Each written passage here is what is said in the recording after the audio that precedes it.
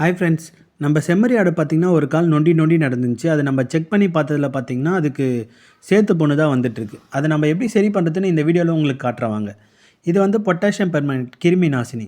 இதை வச்சு நம்ம வந்து நம்மளோட ஆடோட காலை வந்து முதல்ல நல்லா க்ளீன் பண்ணி எடுத்துக்கணும். இந்த சேத்து புண்ணு பார்த்திங்கன்னா மெயினாக செம்மறி ஆடுக்கு தான் வரும். அது எதனாலன்னு பார்த்திங்கன்னா செம்மறி ஆடு வந்து ஒரு இடத்துல யூரின் போயிட்டு அதே இடத்துலேயே உக்காந்துக்கும். அதே மாதிரி அந்த ஈரப்பதத்துலேயே அப்படியே உட்காந்துனே இருக்கும். இதே ஒரு வெள்ளாடு பார்த்திங்கன்னா யூரின் போச்சுன்னா அதுலேருந்து ஏஞ்சி வேறு இடத்துல உட்காரும். இந்த செம்மறி ஆடு வந்து அதையே அது சுத்தமாக வச்சுக்காது. அதனால தான் இந்த பிரச்சனைலாம் வருது. அந்த ஈரப்பதத்தில் இருந்து இருந்து அது வந்து ஒரு புண்ணு மாதிரி ஃபஸ்ட்டு வரும். அந்த புண்ணு வந்து பார்த்திங்கன்னா நாளடைவில் புழு வைக்க கூட வாய்ப்பு இருக்குது. அதுக்காக நம்ம வந்து அந்த பொட்டாசியம் பெர்மனேட் வச்சு க்ளீன் பண்ணிவிட்டு அதுக்கப்புறம் இந்த துணி வச்சு தொடச்சிக்கிறோம். அந்த புண்ணு வந்த இடத்துல நம்ம என்ன பண்ணுறோன்னு பார்த்திங்கன்னா ஸ்ப்ரே வச்சு தான் அடிக்க போகிறோம். அந்த ஸ்ப்ரே வந்து என்னென்னு பார்த்திங்கன்னா டாபிக்யூர் ஸ்ப்ரே. இதை வந்து நம்ம ஒரு 2-3 வாட்டி யூஸ் பண்ணியிருக்கோம். இந்த புழு மற்றும் புண்ணுக்கு வந்து நல்ல ஒரு ரிசல்ட்டு கொடுத்துருக்கு. அதை வச்சு தான் நம்ம இப்போ ஆட்டோட காலை வந்து ஃபுல்லாக அடித்து க்ளீன் பண்ணி வச்சுக்க போகிறோம்.